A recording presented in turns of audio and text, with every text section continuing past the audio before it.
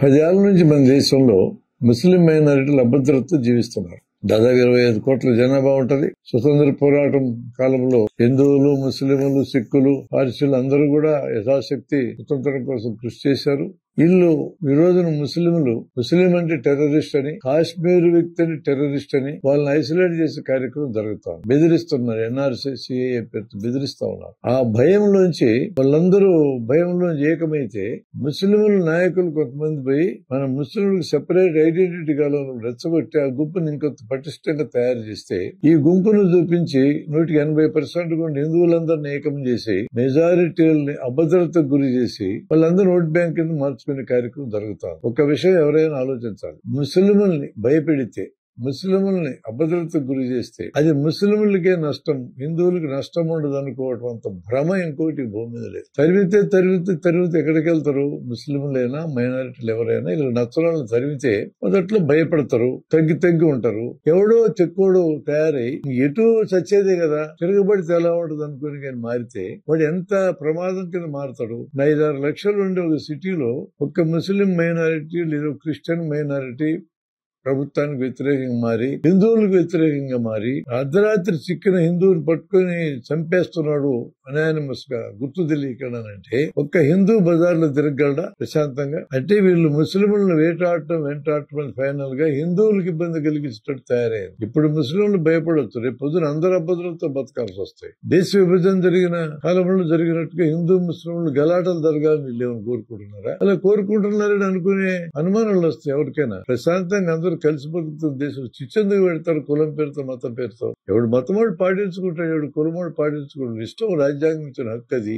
గర్వాభిసరం ఒకటి పెట్టారు. ముస్లింల కింద కన్వర్ట్ చేస్తున్నారు. ఎందుకు కన్వర్ట్ చేస్తారండి? హిందువుల్లో ఉన్న దిక్కుమాల కుల వ్యవస్థ వలన వివక్షకు గురైతే పోయి ఉండొచ్చు. పిలవండి వెనక్కి. గర్వాభిసరం రావడానికి ఎవరికి అభ్యంతరం? నాలాంటి హిందువులందరికీ కూడా అభ్యంతరం ఏం లేదు. మేమందరూ దాన్ని ఆహ్వానిస్తాం. అయితే వాపసు వచ్చేటోడు ఏ కులంలో పెడతాం వాళ్ళని? వచ్చేటోళ్ళు అందరూ మమ్మల్ని బ్రాహ్మణుల కింద మార్చమని అడుగుతారు. పెడతారా? మరి మమ్మల్ని వైశ్యాల కింద మార్చండి, రాజుల కింద మార్చని అడుగుతారు. పెడతారా? మరి కమ్మల రెడ్ల కింద మార్చమంటారు. పెడతారా? దళితులు అందరూ వెనక్కి వచ్చి మాకు ఇవే ఇవ్వాలంటారు. మాకు శాస్త్రి, శర్మ, శ్రేష్ఠి, చౌదరి, రెడ్డి అని పేర్లు ఏమంటారు. పెడతారా?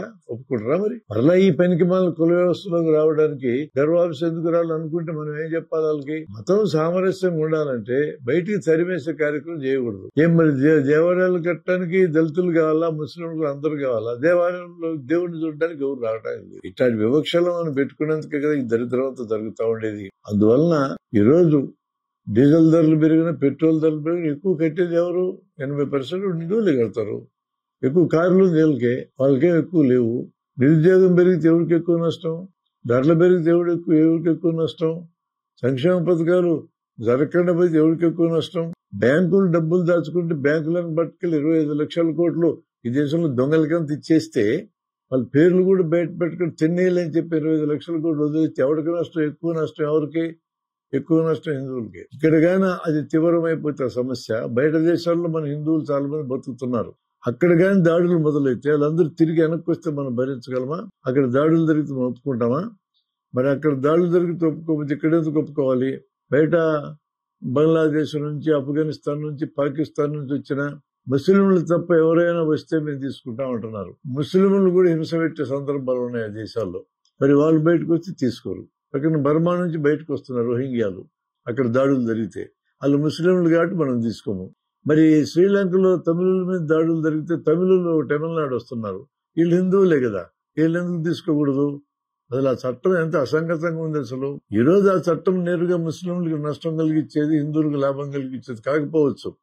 మత ప్రాతిపదికనే పౌరసత్వాన్ని నిర్వచించటం కానీ మొదలెడితే రేపొద్దున ఇదివరకు జర్మనీలో హిట్లర్ ముక్కలు చేసినట్టుగా ప్రతి ఒక్కరిని కాగితం చూపించని అడగడం, కాగితం చూపకపోతే నువ్వు బయట నుంచి వచ్చే పారిపో బయటకు అంటాం. ఏమీ లేకుండానే ఏదైనా చిన్న కామెంట్ చేస్తే పో పాకిస్తాన్ అంటున్నారు. ఎవరిది లబ్బసం? మాది హిందువులది, క్రైస్తవులది, ముస్లిం అందరిది, సిక్కులది అందరిది దేశం. అచ్చం హిందువులదేం కాదు. బయటికి పో, పాకిస్తాన్కి పో. అదో కామెంటు, మూకదాడులు కార్యక్రమం. ఏమి అక్కడ లేని దానికి అసలాకనేవాడి ఫ్రిడ్జ్లో మేకమాంసం ఉంటే అవమాంసం అని చెప్పి ఒక ఎమ్మెల్యేని ప్రచారం చేసి మూకల్ని దాడి చేసి చంపిస్తారని అటు కొడుకు సైన్యంలో పనిచేస్తున్నాడు. మన పిల్లలందరూ పోయి బార్డర్లో కాపాడేది, లోపల మాత్రం అభద్రతకు మనకు గురయ్యేది. ఇది ఎక్కడ పద్ధతి అండి? అందుకని ముస్లింల మీద దాడులు ముస్లింలు తాత్కాలికంగా భయపెడతాయి గాని అది మొత్తం మీద హిందువులకు ప్రమాదకరంగా మారే అవకాశం ఉంది. అందుకని హిందూ మిత్రులారా గుర్తుపెట్టుకోండి, ఈ రోజు మైనారిటీల మీద ఈ ప్రభుత్వాలు దాడులు చేయటం అనేది, బుల్డోజర్లు ప్రయోగించడం అనేది మైనారిటీలు మాత్రమే ఇబ్బంది పెట్టేది కాదు, ఫైనల్ గా మెజారిటీగా ఉన్న హిందువులు మొత్తాన్ని ఇబ్బంది పెట్టే కార్యక్రమం అవుతుంది. ఇది చాలా జాగ్రత్తగా ఉండాల్సిన అవసరం ఉందనేది నా అభిప్రాయం.